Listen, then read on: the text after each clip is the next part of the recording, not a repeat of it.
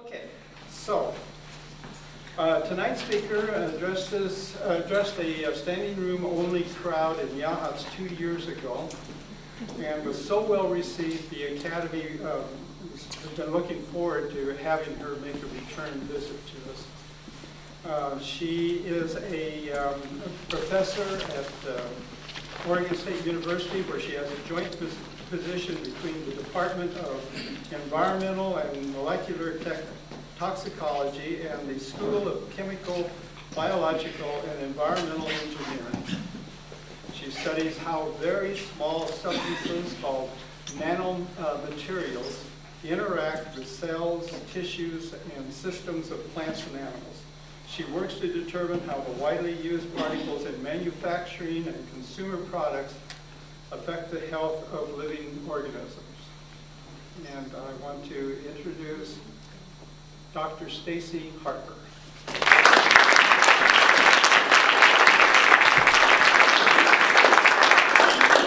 Thanks, Dave, and I'm going to stand on the red carpet to say, and I'd like to thank the Academy. I just thought of that. Can you all hear me? Because I'd rather not use the microphone unless you can't hear me. Okay, so if at any point you guys can't hear me, just raise your hand. And to be quite honest with you, I prepared, about 40-50 minutes worth of my information to convey to you. But as we're going through, I would like for this to be very interactive. So if you have questions as we're going through, please feel free to ask. Okay? And like Dave said, I was here a couple years ago, and so I kind of went through the presentation that I had given a couple years ago. And so some of this stuff, how many of you were here 2 years ago? Oh, repeat, wow, okay, great. For those of you who were here, you're gonna get a little bit of repetition, but that's probably good because you may not have gotten all of it the first time. I went to dinner with Dawn and Betty said I didn't get any of it. So good, I'm glad you're here again. And hopefully the newcomers will be inspired to come back next time I return. I'm going to talk with you today. I shifted my talk a little bit from last time. The latter part of it focuses really on my research program and what we've been doing to kind of address some of the issues around nanomaterials and nanotechnology and how we can safeguard against any hazards that they might pose. So I entitled my talk Nanotechnology and the Environment, and that'll kind of be the flavor of tonight's talk. But we have to start with giving you guys an idea of what nanomaterials are. So we'll start with the introduction to nanomaterials, talk about some of the cool applications and really beneficial new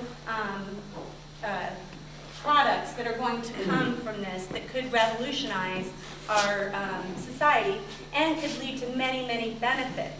Okay, along with that, I'm going to highlight the need for testing these materials to build up some knowledge around them before they do proliferate before they get ahead, the cart gets ahead of the horse.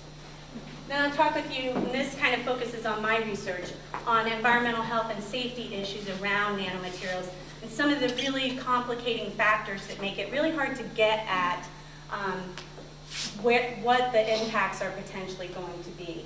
And then I'll talk with you a little bit about the approach that we're taking to try and predict ahead of time before nanomaterials are synthesized, try and predict what they're going to do, where they'll go in the environment, and what they'll do when they get there. Any questions so far?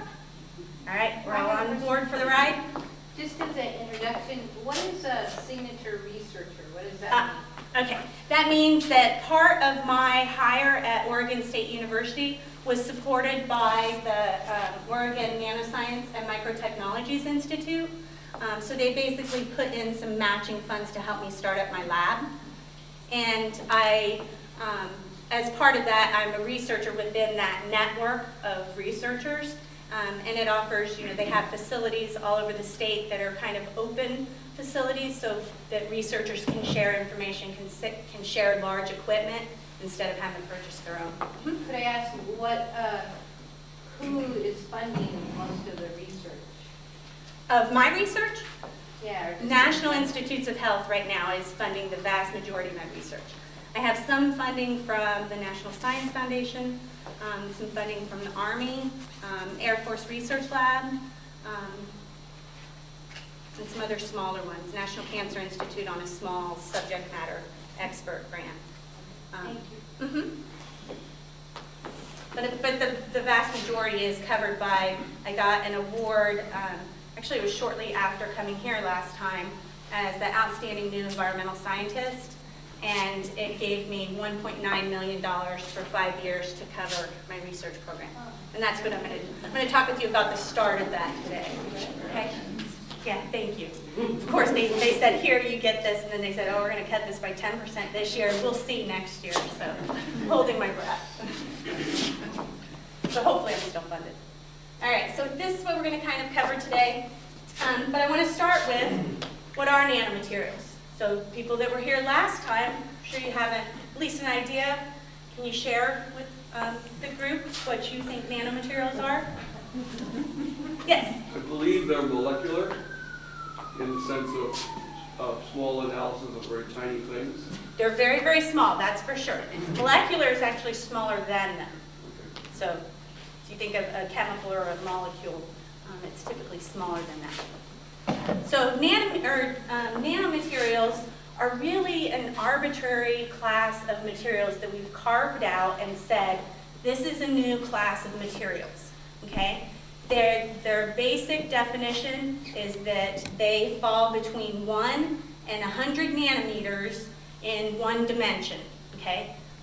That's it. That's the defining factor about these materials.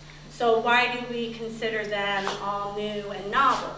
The reason is because when things are scaled down to that size, between 1 and 100 nanometers, some of the properties that we expect them to have change.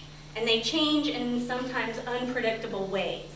And so you can have something that is not very reactive, and when you get it to that very small scale, it can all of a sudden spontaneously combust and be that highly reactive. So it changes the properties with these materials, and that's why nanotechnology has really evolved to leverage and to exploit some of these cool new properties that we're finding about those materials. But it's literally this arbitrary distinction between 1 and 100 nanometers. Now that doesn't mean then when materials are reduced to that scale that there's not a continuum of properties that go along that scale. At 100 nanometers, there's nothing magical that happens that makes these materials behave differently. It's just that the models that we have developed to understand how materials behave don't take into consideration some of these new properties now that they can have due to their size. Okay? So that's nanomaterials, and I know it's challenging for me to explain it as much as it is challenging to understand why a materials class would be considered just within a size range. But I'll tell you a little bit about some of the unique properties of materials in that size range, and hopefully allow you to understand that this is why we're categorizing them all as a group.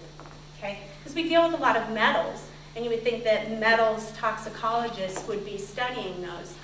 But the nanometals behave a little bit differently than the larger scale metals. Okay, so are nanomaterials new? So you just started hearing about these and just started, making front page in the news. So are nanomaterials new? Anybody? No, I see no in the background. No, they aren't.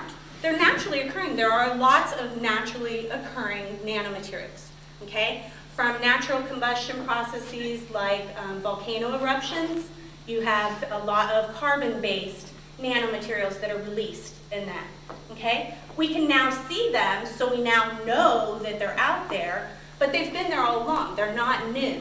When you have, think of a salt crystal, when it starts dissolving, it goes through the nanoscale, right? At some point when it's reducing and dissolving in your tea, it goes through that same size scale, and it becomes a nanomaterial at that time if you take this literally, okay? But nanomaterials are not new. The new things about them are that we're able to see them now. we're able to manipulate them, and we're able to design them and engineer them to do, to perform activities that are of interest for engineers and for medical science. Yes? Casey, last time you spent a little time teaching us what 100 nanometers is. So you want to know what's 100 nanometers relative Yeah, I mean, just to a your relative scale, so we get a perception of how Okay. tiny they are. So I'll give you the real one, and then I'll tell you about one of my students, what they came up with for an analogy. The real one is, so if you take a piece of your hair, just the average size hair, that's about 80,000 times thicker than a nanometer. Okay, so, and I don't mean this way, I mean this way, you know, in width, okay? In the time it takes you to say nanometer, your hair grows 10 nanometers. Okay, so it's very small. Now my student came up with the best one that I've heard yet, so I had all my students go through, you know, the analogy process and think of something that you can tell grandma to help her relate this to, you know, her world. And he came up with that it's that place on the dial between scalding hot and freezing cold. That's the nanometer. It's like, it sounds like you have plumbing issues, but that's beyond this topic. That was what he thought. But it's very, very small. So sub-microscopic. So let's talk about some of the unique properties of these materials and why engineers are so interested in using some of these. First, they have a very large surface area to volume. So if you took a ball that was this size, and it was filled with little tiny balls, which we're going to call atoms, okay? So it's built up of all these little tiny balls. The number of balls inside of here that are on the surface, okay, are much less than the number of the balls here on the surface compared to the total number of balls there. Does that make sense? So there is more surface area per volume for the smaller nanomaterials or the smaller particles than the larger ones. So as you reduce this, here's a little graph to show you, as you go down from 100 nanometers, that the surface area to volume ratio goes up exponentially. Okay? This also means that a high percentage of those atoms, right, the little balls inside that make it up, are on the surface. Okay? And if they're on the surface, they're able to interact with things. Okay? If they're caught up inside, it's very hard for them to interact with things in the environment. If they're on the surface, they can. They can touch things, they can dissolve and change. Okay? So here is just an example of a gold nanoparticle. And when you get down below 10 nanometers, you can see that the vast majority of the atoms are actually on the surface. Okay? Another important thing about nanomaterials is that the surface forces, so these, the surface chemistry and such, are very important, while some of the bulk forces are not as important. And let me give you an example of this that'll make sense. Gravity, right? Gravity keeps us down on the ground. Gravity for a nanoparticle, the Earth's gravity, really has very little influence on this little nanoparticle. It doesn't really care, okay? It could be in outer space for all it cares. However, if another particle comes alongside of it, the electrostatic activity between those particles and those interactions are going to drive that interaction. So the surface force is much more important than any kind of bulk forces for these materials. Now, metal nanoparticles in particular, so we're talking about gold, silver, cadmium selenide. We're talking metal nanoparticles have these unique light scattering properties that are very dependent on things like the size of the particle. As you reduce the size, you get kind of a blue shift in the light emission from these materials. The shape of those materials can make a difference on what color it's emitting. And so if you think of these optical properties as being literally any property about the material, you can see that things like size and shape make a difference. Okay?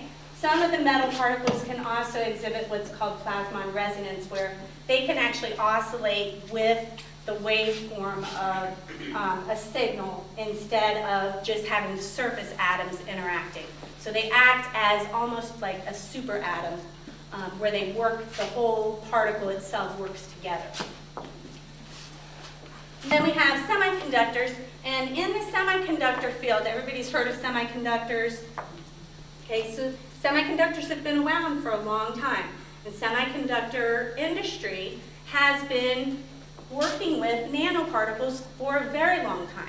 Okay? They've done it very safely, but a lot of the very small crystals that they use are now within this size range between 1 and 100 nanometers. And the reason that the semiconductor industry was so interested in these is because the energy gap between it accepting some energy and it then releasing that energy is dependent on the size of the particle. So you can very finely tune how much energy you want to store in a particle before you can then release it. That's kind of a gross oversimplification, but I think it'll work here. So as the size gets smaller, you have to input a lot more energy to get it up to that next energy state. Say that again, please. Okay. The amount of energy, so they have this band gap where you input a certain amount of energy, and before that the electrons can get excited and go to the next outer shell, they release energy. And so that distance is size dependent. So as the particle sizes decrease, that band gap increases. So it changes the amount of energy input and the amount of energy output of those particles, just by a change in the size of the particle itself. Many nanoparticles, oh yes, go ahead. Go back. Metal, what is plasmon resonance? So that was, see, I shouldn't do that. All right. That was this. So the plasmon resonance is if you impart an electric field on just a metal here, if this line here was a solid metal, you would have an in and out of positive and negative flow. Okay, so it would oscillate like this. But the particles on the surface would be shifting from positive to negative to negative. Here with the gold nanoparticles, you can actually have the whole particle itself, the cloud, the electron cloud around it will shift all together. Like blowing bubbles. Not quite. Like bubbling up. Clouds, more like clouds, yes. Okay, I'm not going to explain physics during this time though. But we can come back to that if you guys want to get more into it afterwards. So we know semiconductors have these unique properties that make them great storage, energy storage units. And there are a lot of other unique chemical and physical properties once materials are scaled down to that scale. One of them, and this one's pretty easy to think about too, is lower transition temperatures. So melting point of gold nanoparticles, if you get down here below 100 nanometers, you'll see that very quickly you see an increase in or a decrease in the temperature required for those particles to melt. Okay? And that makes sense if you think about sticking a sugar cube in your tea and it melting versus the powdered sugar and sticking that in there, it's going to melt much quicker. Okay? It's the same thing. There's no new laws of physics about nanomaterials. It's just that we're playing catch up to figure out what applies and what models we've relied on in the past can be applied to these new materials. A lot of nanomaterials, because you can build them atomically with atomic precision, have very much increased mechanical strength, different optical properties, like I showed you with some of the metal materials, altered electrical conductivity. So we have materials that can, in some circumstances act like a conductor, and in some circumstances act like an insulator. We have unique magnetic properties from some materials. Iron oxide nanoparticles, if you have them in a jar or a petri dish, are like a liquid. And if you apply a magnetic force to that, they stand up on their ends and they become much like a solid. It's very cool. I should bring that next time. Remind me, Dave, and I'll bring that next time, because I let the students play with it. I'll just seal a Petri dish, and then you guys can play with magnets with it and watch the liquid turn into a solid. It's very, very cool. All right. They also have self-assembly properties, so you can get nanomaterials that you can, spray out onto a thin film, and they will self-assemble in the correct conformation. We also see high reactivity, and this, yes? What would be the correct, what did you just say? Configuration? Depends on what their application is. So that's saying they're programmed, pre-programmed to see. To line up with this and line up with this and make these rows. So what would be an application of that? They have applications in a lot of things, thin films predominantly. Thin films? Thin films.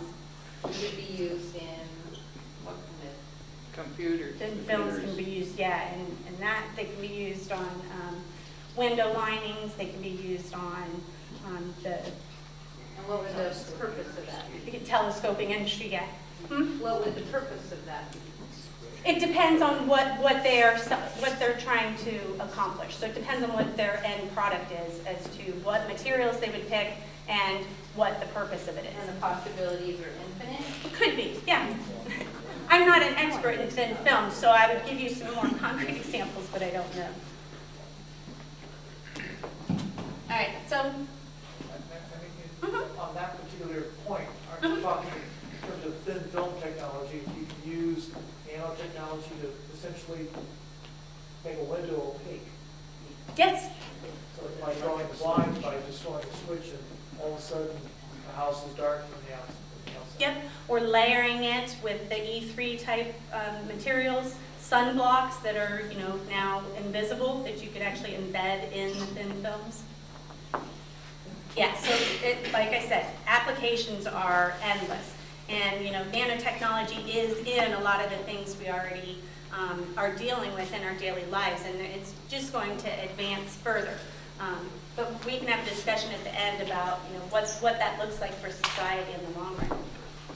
Okay, so I told you that before that they have a lot, these nanomaterials, because they're so small in size, have a lot of their material is actually on the surface, okay? And this allows them to be very, very highly reactive with the environment. The majority of their is surface, and that's what interacts with the environment.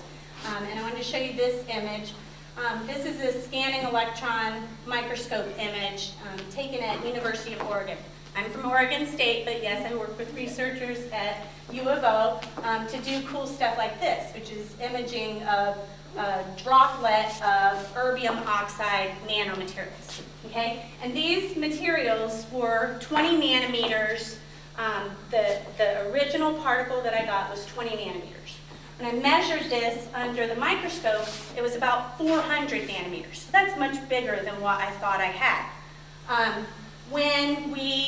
The way that the electron microscope works is that it bombards your sample with electrons. And you basically read out what the reflection of those electrons coming back looks like. Okay, so it gives you kind of the surface topography of the material. And when we started bombarding this particular material with electrons, you can see these little white dots in there. And can you guys see them? Okay, those are about 20 nanometers. Okay, they're about 20 nanometers in diameter, and what happened was the electrons excited them so that they literally were energized to move apart, okay, and so they came apart, and then the activation energy was overcome, and they actually start re-agglomerating once they get to their new state. So very cool. I have video of this too. I'll show you if you want afterwards. It's pretty cool. All the stuff I do is brilliant. You guys come to my lab sometime, I'll show you. So one of the unique characteristics also of nanoparticles when you think about these as, applications in material science and drug delivery is that this size scale is really the size scale of a lot of our biological machinery. So inside the cells, all of the little things that are moving around how to make things happen properly are roughly on this size range, okay? Enzymes, proteins, the things that make your body work, okay? So you can imagine then having this nanoparticle that doesn't really have a purpose in that situation, getting in there and maybe gumming something up or interfering with something that it shouldn't. And that's where I come in. I test these materials in biological systems to try and get a handle on their potential toxicity, and in hopes of helping to guide industry towards safer design of nanomaterials. So applications. This is kind of an old graph, but they haven't really updated it since 2011. This was a project on emerging nanotechnologies that the Woodrow Wilson Center put together, and they asked industry to basically tell them if they had a product that had nanomaterials in it. So how much of industry do you think would comply with that, even if they knew there were nanomaterials in their product? 100%? All of them would, right? Maybe 50? This is the unknown technology, and it's emerging very rapidly. Activists are already saying we're being exposed to this. We don't know what the hazards might be. How much of the industry do you think is going to self-report that they have materials that are in this size range?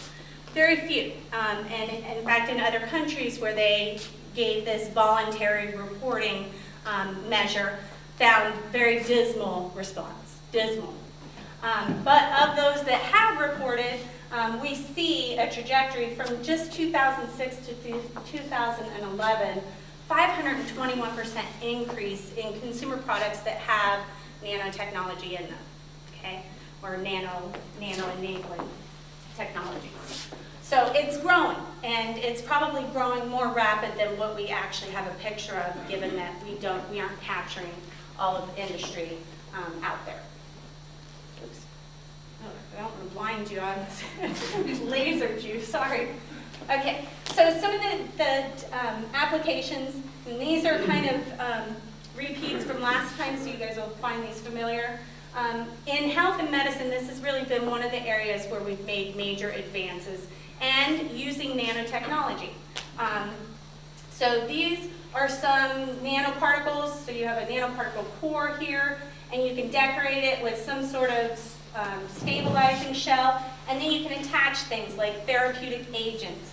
You can attach targeting ligands that, let's just say that this targeting ligand is going to only attach to cancer cells, or it's going to preferentially attach to cancer cells.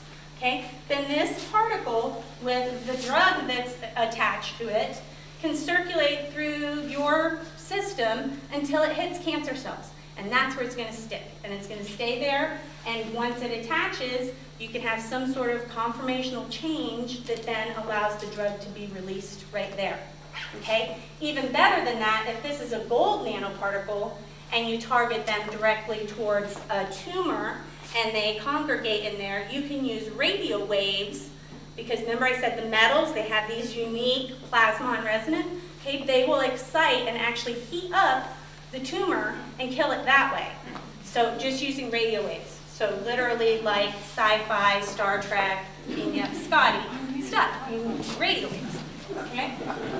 But you can imagine, this is a huge advance for cancer treatment. You could eliminate all of the adverse effects and side effects from our cancer therapeutics that we use right now.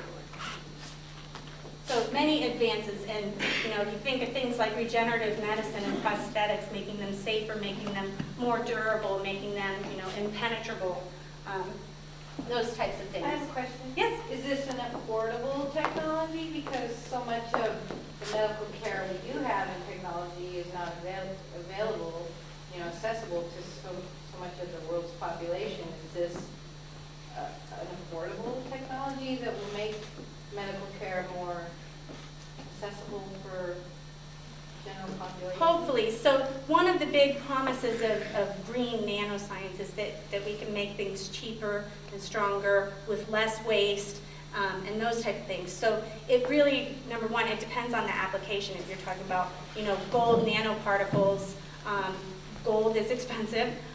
However, if those could potentially be reused, which you may be able to do to, extract them and then reuse them, then there's an advance there too.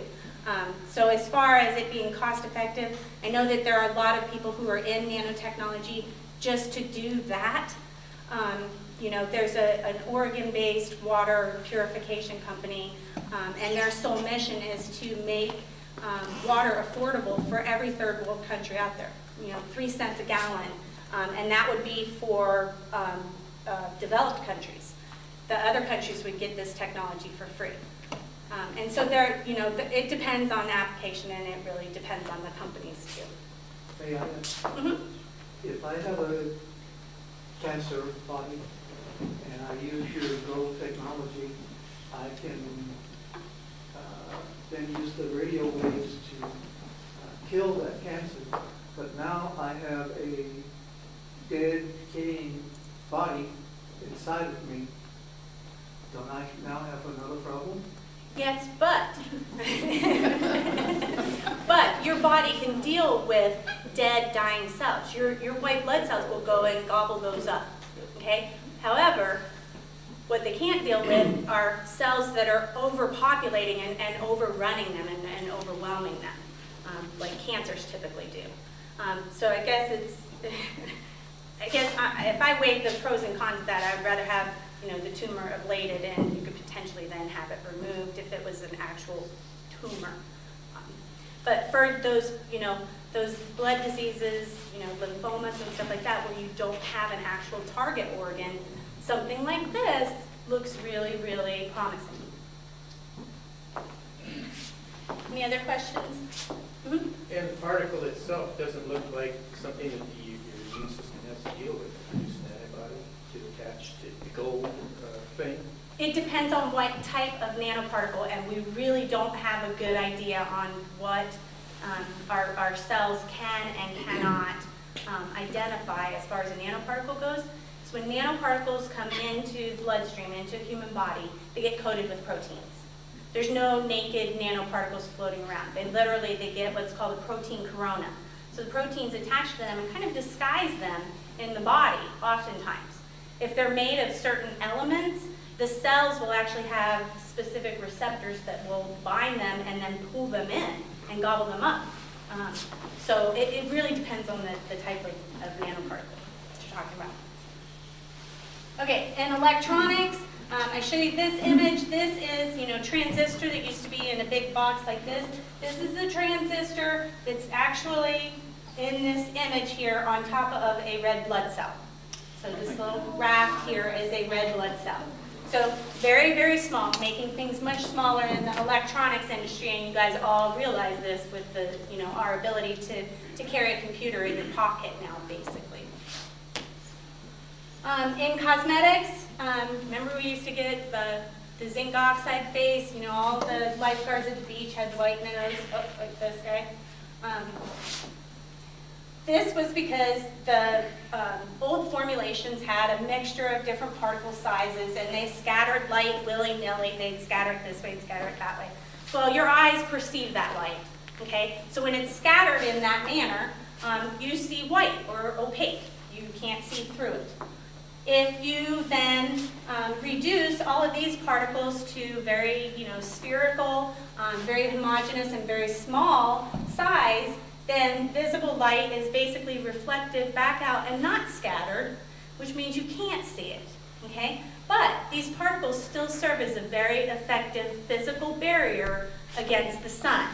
And I will take this moment right here to let you know that we've done some studies in our lab, because one of the first things when I got into nanotoxicology were people going, what sunscreen do you put on your kids? And I was taken aback because I'm like, whatever's cheapest. It wasn't a concern for me. But now there's nanomaterials in sunscreens, and that is very concerning for moms who are slathering their kids in this every day.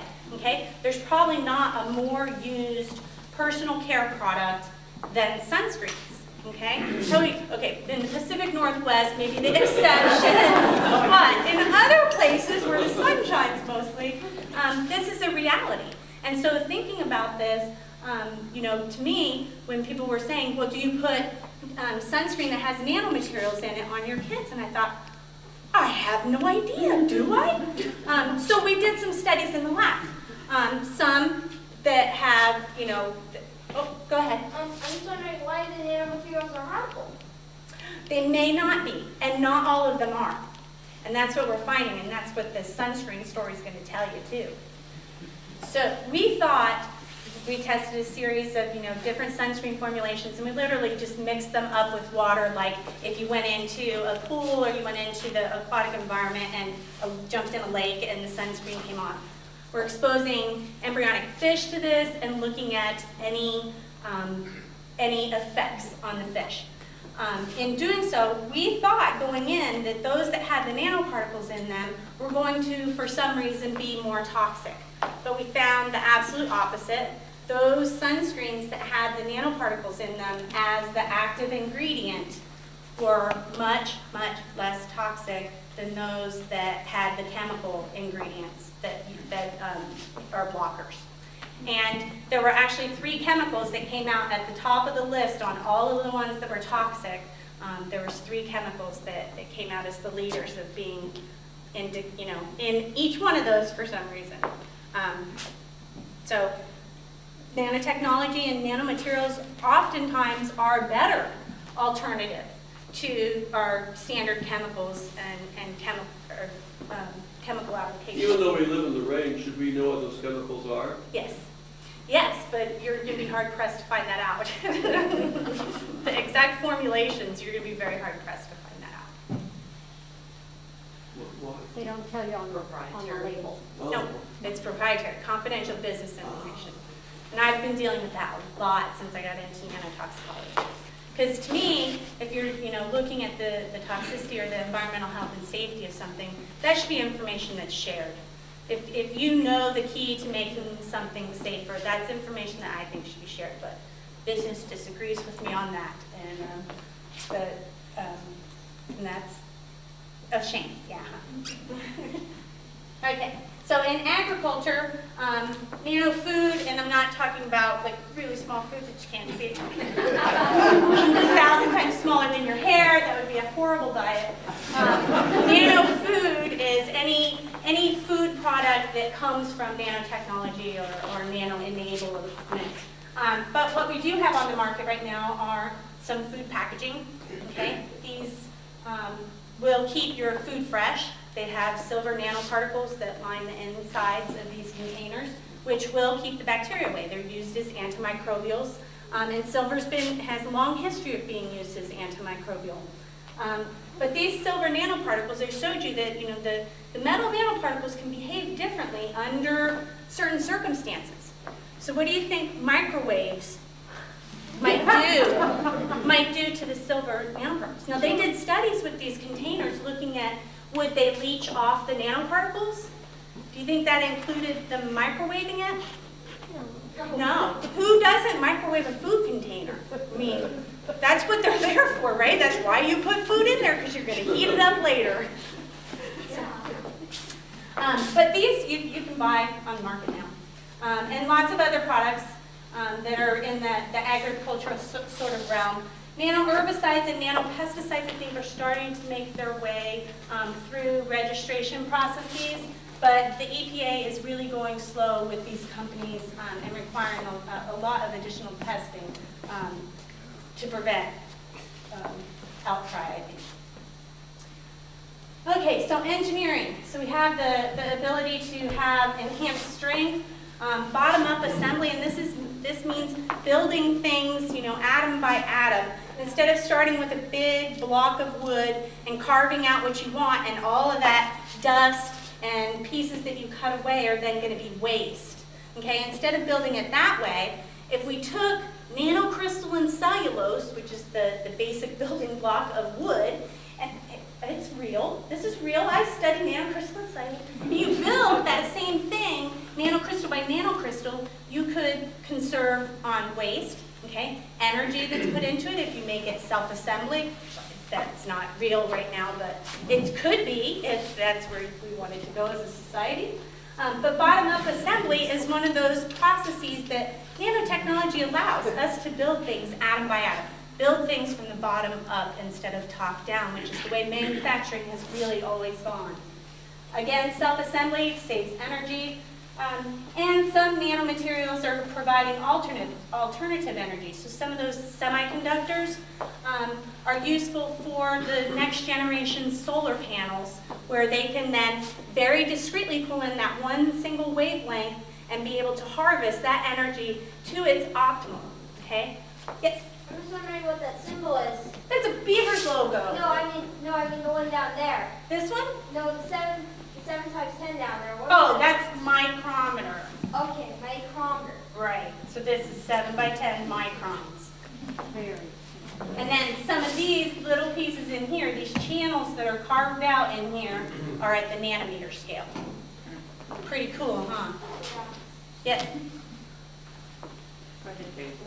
I'm just wondering, what's the wavelength of microwave energy? Oh, very small. I don't know. I should know that, but I don't. It's smaller than ultraviolet. That would influence whether it reacts in the microwave oven. It's smaller than a wavelength. Yeah, but these are, some of these particles, the silver nanoparticles, can be down 10, 20 nanometers. So I don't think that the microwave bigger than is, that. yeah. So it's between waves. You don't see it like in a microscope. But it focuses it in the microwave in one spot, you know what I mean? So you're bombarding it with a bunch of different waves at the same spot. Yeah. Mm-hmm.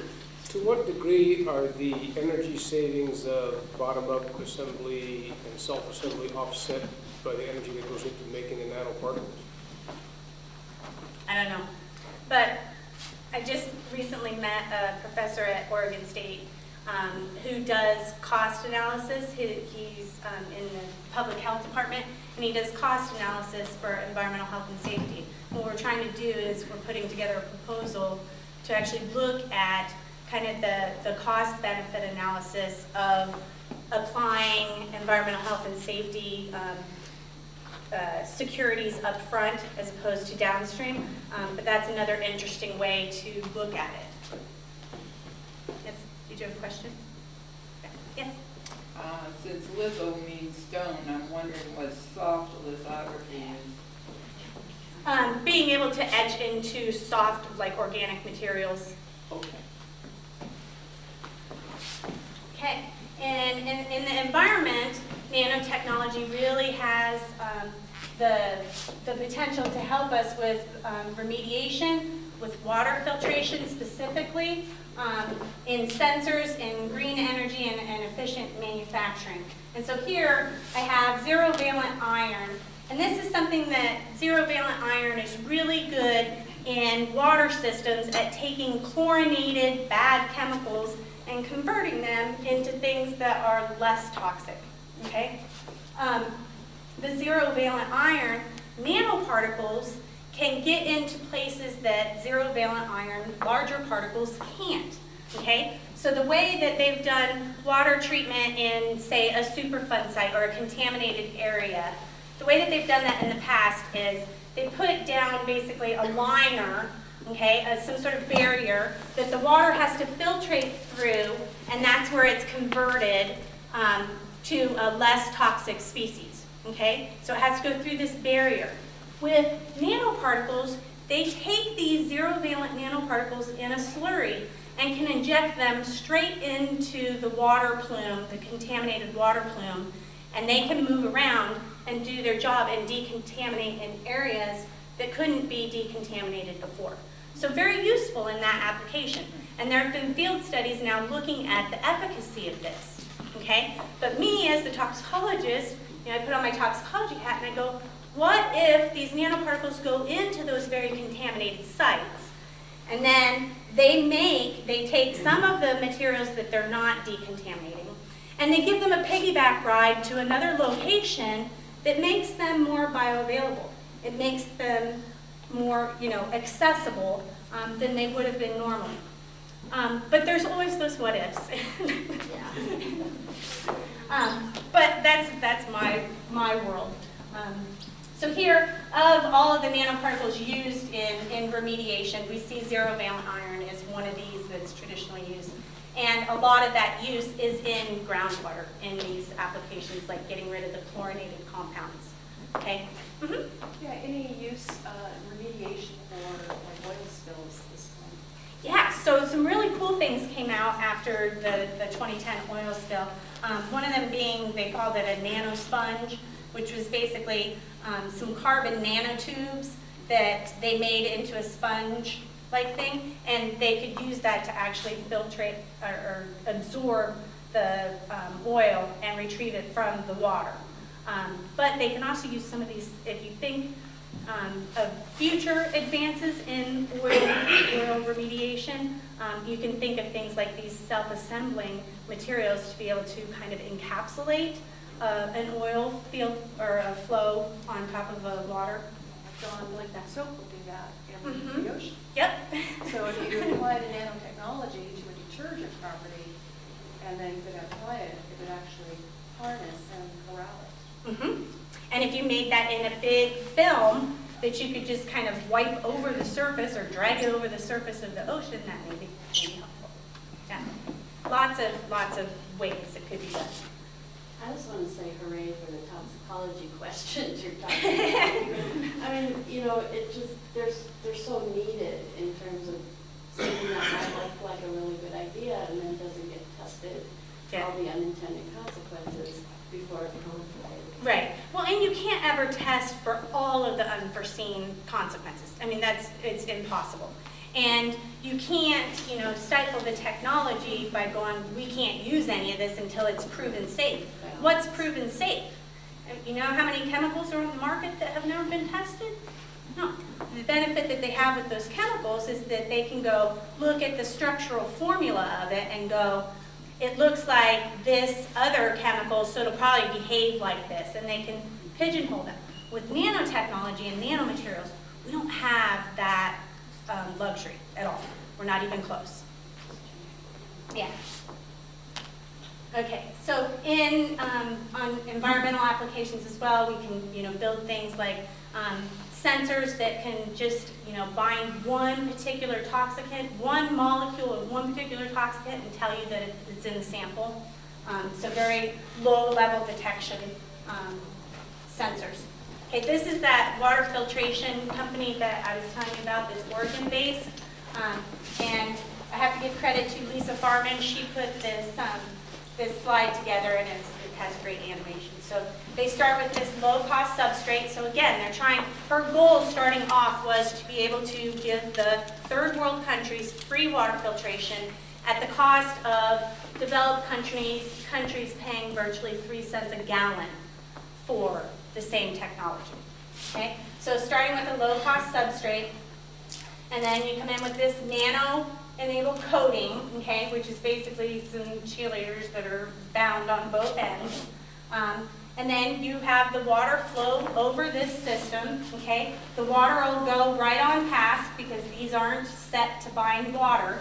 They're set to bind arsenic and lead and copper, and you could functionalize these for any specific element that you wanted, really, okay? I keep thinking of doing this with gold, and then, you can think of the gold slurries from mines. You could pay for itself, man. Okay. But this also has, in thinking of the spirit of green nanoscience and what nanotechnology really has to offer, we see that you can then regenerate this, okay? So we're not just taking these out of the system and then having to put in another cartridge. We can actually build on top of that by allowing for another layer to build up. And there would be no waste stream then from this. Then you can take this, and because these are made of organics, you can just heat it up, and what you're left with is that metal ore. Okay? So So then people that technologies. own this technology, like mining companies would invest in it, and so. No, they- this is for water filtration. Right, but you're talking about. Oh, for the gold poor one, water yeah, in third world in my countries. So then, how does it go from your lab to like the private businesses or corporations that are using it in food products or food packaging? I mean, how do they know the technology or how to apply it? Yeah, well, that's not coming from my lab. Right, but in general, I'm not talking about, I'm talking about It's the really, science. every sector of industry has really taken a look at their own materials and processes and what they use with the advances and the promise of nanotechnology, really the hype that came out maybe 10 years ago that nanotechnology was it. Industry started looking realistically at their processes and going, can this technology help us? And then oftentimes, yes, it can. It can reduce waste. It can, and so, but there is still the quandary of you now have to shift to this new technology. That's where it would come from on the industry side. Things from academia that then go to industry are often started by spin-off companies. So, professors, they have ideas, the universities carry portfolios of these research ideas, people invest in them, and the next thing you know, you have a spin-off company that's making that particular thing. Yes, sir? I was just wondering, because it looks like it catches these. I'm just wondering if you could possibly, when it does get too high, because eventually it's going to get quite a significant blocker. Because, I mean, eventually it's going to build up too high. Could you perhaps use the particles that have been caught and reuse them in the industry? Yes, absolutely. So if you made these only bind to one particular type of metal, then you'd have a whole field, basically, a little tiny field, but a field of these metal atoms. And then you can just burn away this stuff. You can just heat it up, and this stuff will go away. It'll go into ash. And then what you'll be left with is just that pure metal. And yep, that's recycling. It can go right back into the manufacturing. I like this guy. I like it. Okay, so with all these applications, and you'll agree, nanotechnology has lots of potential benefits. Everybody agree on that? Okay, so again, large-scale applications, large-scale potential exposures, okay? Potential for large-scale impacts if we're not careful up front. Okay? There have been over probably the last 5-7 years growing concerns about the human health effects and the safety of these materials. And this is because we know oftentimes that they exhibit unique properties that we haven't really seen before. Okay? And so if you think about that in the context of when it interacts with the biological system, if it's not predictable in our normal, everyday rationale, then we would not consider it until after the fact. Nanoparticle biological interactions, how they affect or interact with biology is really unknown. It's understudied, and not a lot is known. And without that data, okay, your risk of anything, risk is a function of how toxic it is, how hazardous it could be to you, and if you're exposed to it, okay? So I could have the most hazardous material in the world, and if nobody's ever exposed to it, there's no risk from it, right? Okay? Likewise, you could have a pretty benign material, and if there's a lot of exposure, then you may have an increased risk to that, okay? Yes? I have a real deep concern about that because I'm a homeopath. And I became a homeopath 15 years ago after my daughter had brain cancer. And I have developed bioenergy medical protocols looking at electromagnetic signatures and frequencies that target specific tissues that carry certain biological agents in the body, like chemical pesticides and so forth. So if you're looking at homeopathy, it's a very subtle energy that the intelligence of the body actually responds to, and a nanoparticle is very similar now. So to say that there isn't going to be any toxic side effect, I don't think that that's a possibility. It has to have an influence. Our intelligence in our body recognizes frequency. Yeah, and I guess the advance there is it better than our current technologies? Nothing is without risk. I mean, everything has some inherent risk to it. It's a balance between exposure and how toxic it is. With nanomaterials, we can't determine what any risk is because we don't know anything about the toxicity. We also don't know anything about the real exposures, okay? Silver nanoparticles are a very good example of this, okay?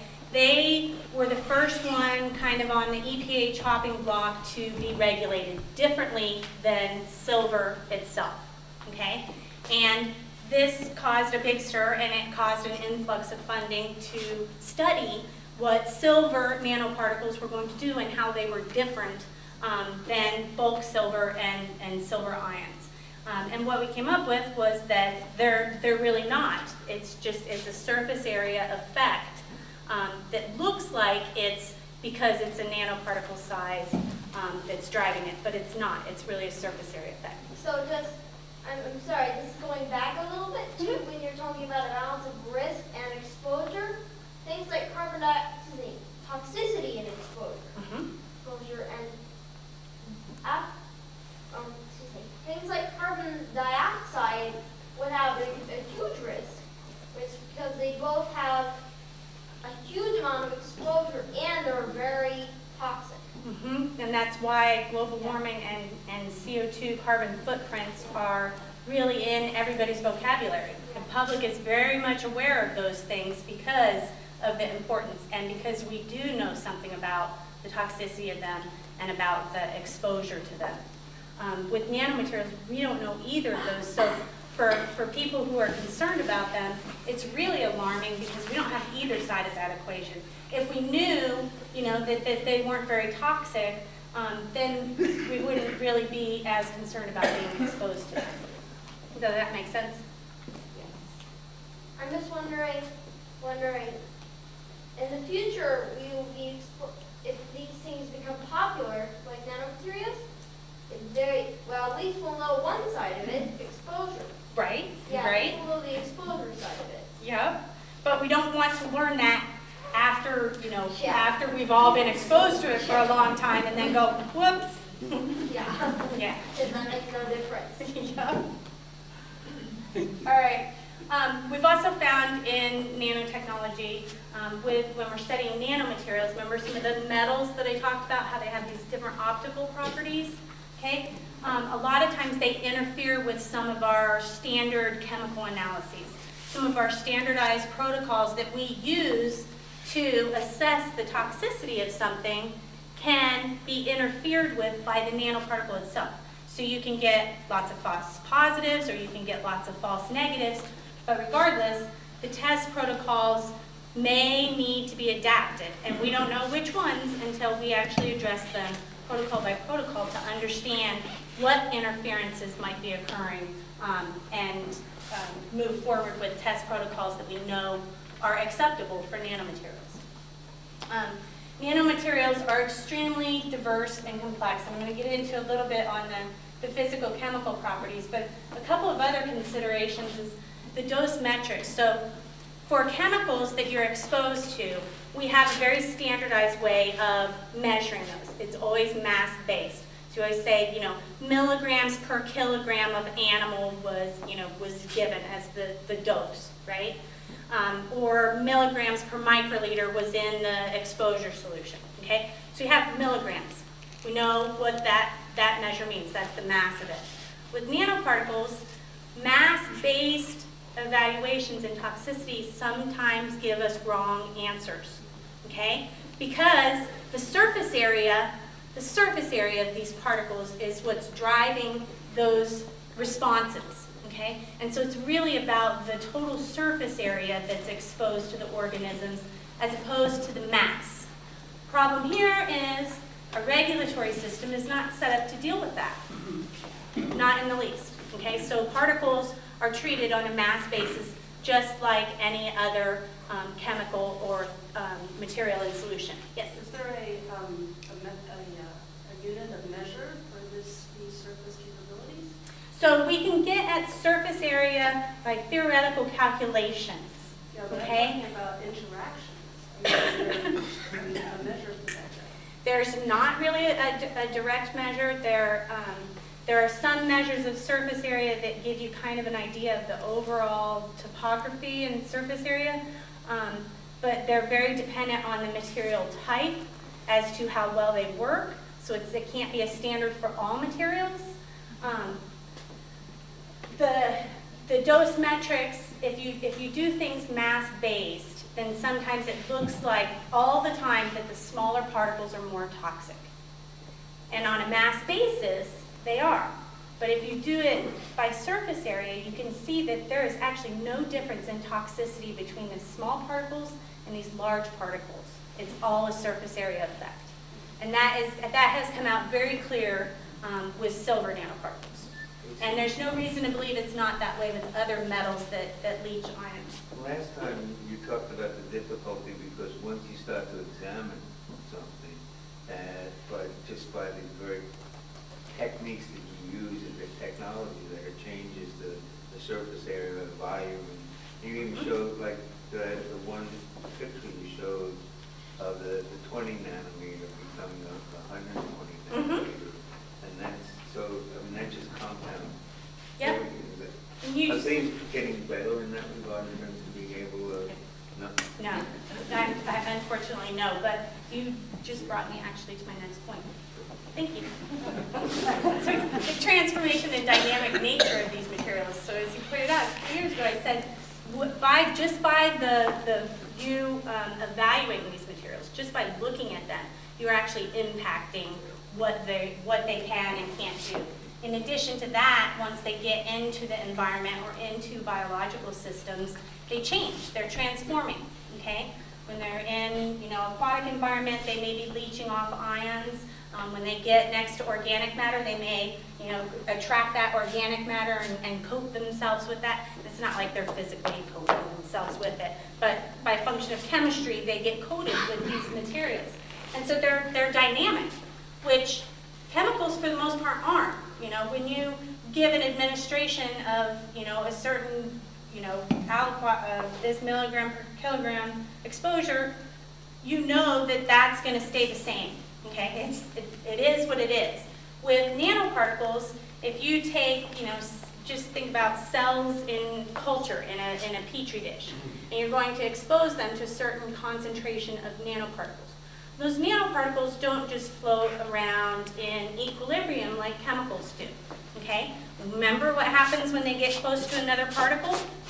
Okay, that particle affects them, and they can agglomerate. Okay. So if they like each other, they'll be attracted, and they'll agglomerate, okay? And when they agglomerate, then they can get to such a mass that they settle out of solution, okay? So then that particle ball that you think is in your exposure solution is no longer really there.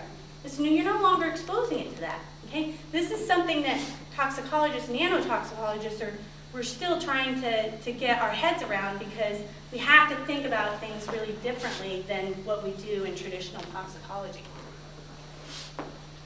Okay, so nanomaterials are really diverse. What can they be made of? Anything, okay? Any atom on the periodic table is pretty much fair game for building nanomaterials, because it's really about that size range, right? So we aren't going to limit what it can be composed of, okay? But now we have some of these engineered nanomaterials where we can precisely, coat them with what we want. We can attach some of the drugs that we want delivered to a specific site. We can attach targeting agents to get it there. And all of this can be engineered very, very precisely. Now, the synthesis of the nanoparticles also plays a role in how the materials turn out, okay? So these pictures here are all pure zinc oxide, okay? And by our traditional methods of looking at and assessing this, these would all be equivalent, okay? So they would all be considered the exact same thing. Elementally, they are the exact same thing. But by way of how they were synthesized, how they were built, how they were processed, they take on these radically different shapes. And do you think that these different shapes are going to cause them to move through the environment and interact with biology in different ways? Absolutely. I couldn't imagine them not. And so you have this diversity then on top of just the composition of the materials in the way that it is processed, the way that they're built, and the way that they're purified in some cases makes an impact on the toxicology of them. Not to mention that they're complex and we don't really know what characteristics about the nanomaterials to measure. Okay, so we know that the chemical structure is probably important. What it's made of is probably important. The size we know definitely correlates to toxic outcomes. The shape, the overall charge. Okay, the surface chemistry, what's decorating the outside of the nanoparticle. The surface area of it, the agglomeration state, how many of them are held together in a ball. And the zeta potential, which is kind of the overall charge of the particle. We don't know which of these measures we need to be keeping track of, okay, for nanomaterials. With chemicals, it's really easy. The structural chemistry, the chemical structure, that's what we go by. You can actually break it down to letters and numbers. It's called a SMILES string. And it tells you and every other researcher around the world that this chemical is this chemical. And you have that chemical, oh look, same SMILES string, same chemical.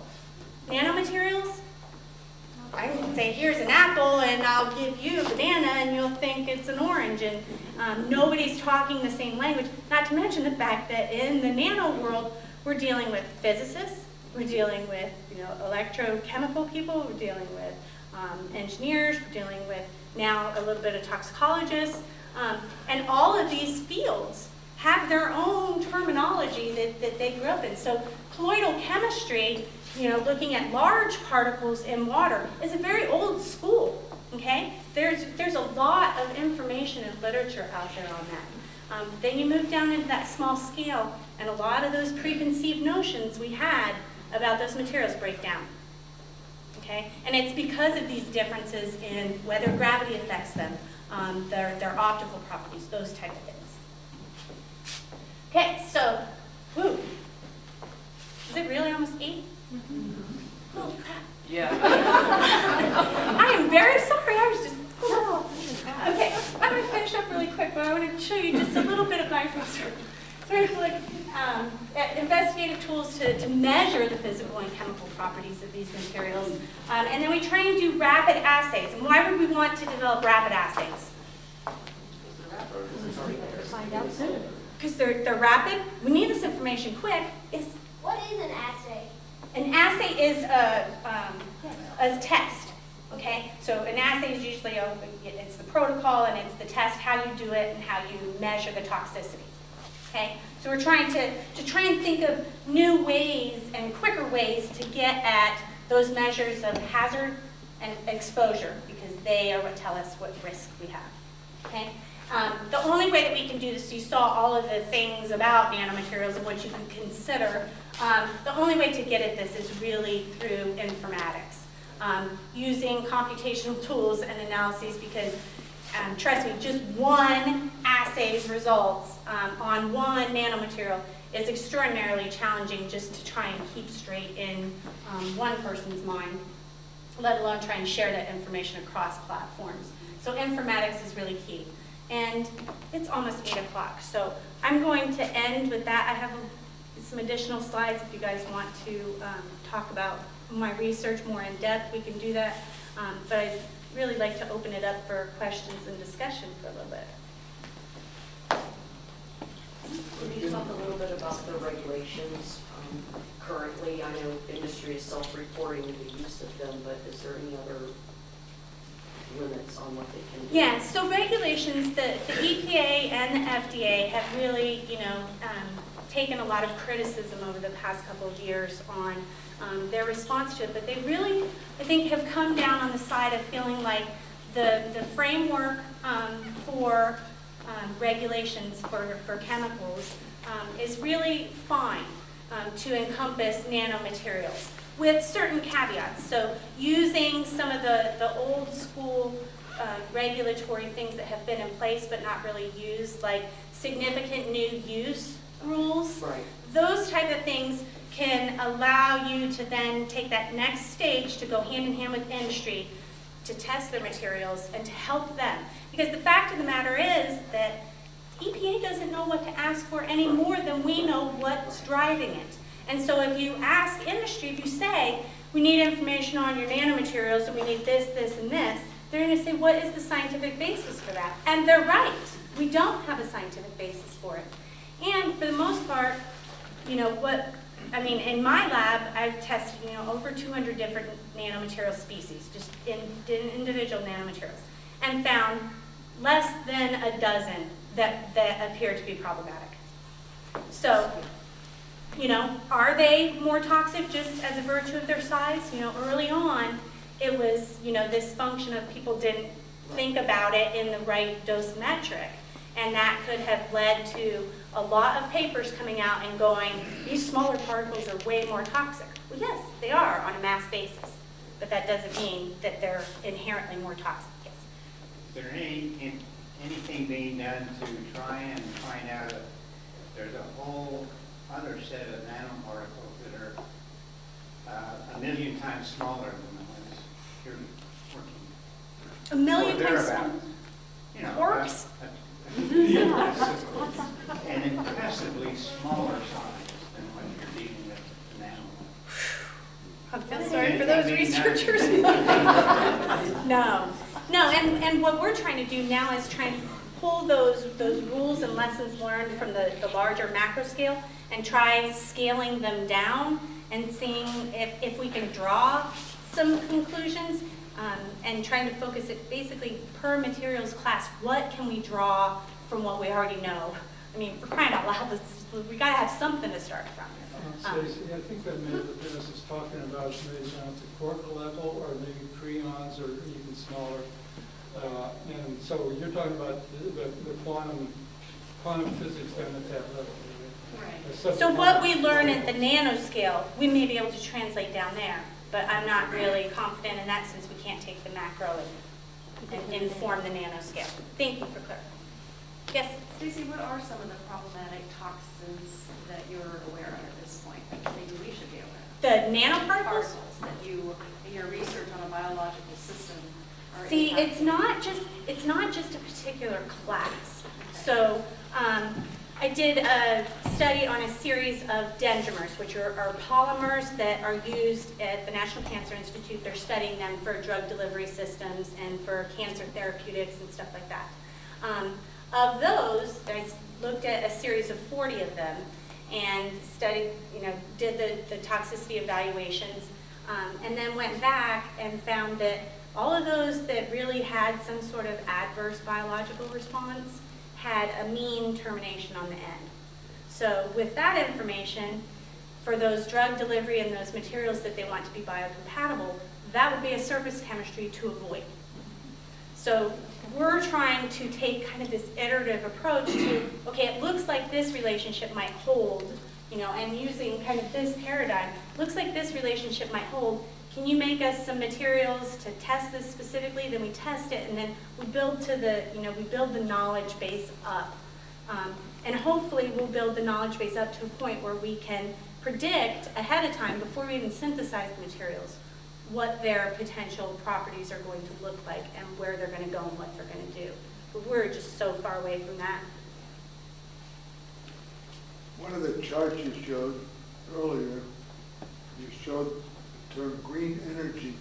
Did you address that? I don't know you addressed that at all. No, so for this, they're thinking about you know, reducing the need for electricity altogether. So photovoltaic paints that could just capture the light that comes in the windows during the day, that at night could serve as luminescence instead of having electricity run to your home. Those types of things for green energy. Yes? I'm just thinking that maybe on that same logic, you could perhaps have heat itself be a solar panel. Yes. You know, and not, this would make power plants in the whole obsolete. Absolutely. And there's actually people that have proposed that. So think about running your car off of the energy that you can extract from the paint Surface, right. Yeah. I've thought about that many times. Do you want a job? Wow. Sign them up, Stacy. Catch him now before Sargent gets him. You use the term mean termination on the end. Amine. What does that mean? The chemical, so it's an amine group, chemistry, was the terminal group on the surface of those materials that elicited the toxicity. And we find that with some other materials classes too. So one of the things we're trying to do then, when we find something like that, is then use a different, platform, a different composition of nanoparticle, put that same chemistry on it, and see if it elicits the same response. And sometimes it does, sometimes it doesn't. So.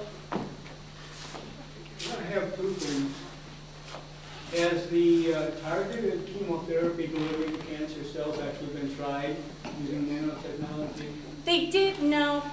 So the ones with the gold nanoparticles that are radio wave activated, I believe they've gone through animal trials with that and been successful. Because They did do human trials. There were trials where chemotherapy was attached to antibodies directed at antigens on the cancer cells, and they were largely unsuccessful. See, and they have, like National Cancer Institute, some of those multifunctional drugs, they can put a tag on there that allows them to track it, okay? And so what they can do then is look at the distribution of those particles in the live organism and see if they go directly to the tumor and they're preferentially targeted there. But one of the things about nanomaterials is there's no two nanomaterials that are alike. Okay, so if you tweak one thing about the surface chemistry of that material, or the size of the material, or the potential shape of it, all of those things can dramatically change its properties. Okay, and we don't know which things to tweak and which things not to tweak right now. Which things we can tweak to avoid them being toxic. Which things we can tweak to make them better target just cancer cells specifically and not other cells. The other thing is you're talking about nanoparticles as particles. Are they small enough to be considered as waves? Yes, they actually act in a dual fashion, particle and wave. And that's what some of that plasmon resonance is exactly that illustrated in a physics way. Have you heard of Dr. Bucky's research regarding the buckyball, which is kind of a hexagonal nanoparticle that's carrying radioactive waste and then building mass in the wind currents coming over here and affecting the biological systems? Are you familiar with that? No. Are you talking about buckyballs themselves? As a carrier for some for like polycyclic aromatic hydrogen. Yeah. And they do because they're carbon. Any of this? Do you know? No, but I have a colleague in environmental molecular toxicology, Stacy Simonich, who does air monitoring, and she was the one that went over and looked at the Olympics, the air quality there at the Beijing Olympics, and looks at transport across the country. And the buckyballs themselves, the C60s, are produced, and this was a couple years ago that I looked at the last numbers, 40 tons a year by China. So it's something that is being produced and could potentially be contaminated. But it being absorbed for other contaminants is an absolute possibility. Yep. I'm just wondering, if buckyballs were in carbon tubes and stuff were used greatly, wouldn't that affect the air percentages and maybe make the air different? And since this kind of technology is evolving so fast, nature probably couldn't. I mean, it's just that it's concerned about humans' toxicity in breathing. Yeah, and that gives me, there's a good example that I can give you of a way to avoid that. So some of the catalytic converters in the cars, and I think it was in Japan that they did this, where they converted it to take the CO2 emissions and actually then use that as the end source for building carbon nanotubes, which then basically takes you know, the CO2 that's waste and contamination and puts it into a raw building material that you could then use to make a tennis racket, golf clubs. These are all things. So if you put it in composites, okay, it's going to be much harder for you to be exposed to it. Okay, what's the inhalation risk of you in your golf club? Unless you had a really bad day on the course, I think slim to none. You're not going to inhale it. So it's not really, you're not going to get the same exposure then. And so, you know, continually thinking about risk as a function of exposure and toxicity is important. Did you have one final comment? Yeah. I'm sorry. That's okay, I love it. I'm sorry, it's just that, I'm gonna take one. it's just that I meant the carbon tubes and nanotubes themselves. Would- If they broke down or something, they might contribute their change. They could, absolutely. Carbon goes through many, many different cycles on Earth, and that's just one of them. But if we're taking it and converting it to something like that, then we have to be sure that we're using it in something like composites, because you don't want to make a bunch of carbon nanotubes and then release them into the air. Yeah. That wouldn't be good for anyone. Yeah, that would change the percentages. Yes, absolutely. But it's just, it's not changing the amount of carbon on the planet, it's just changing the kind of storage state that they're in. Yeah. Cool kid. Okay, I think that maybe it's 8 o'clock and maybe we should end this now. I don't know if Stacy wants to stay afterwards and answer your individual questions, well, that's fine, but I think that, thank you very much, Stacy.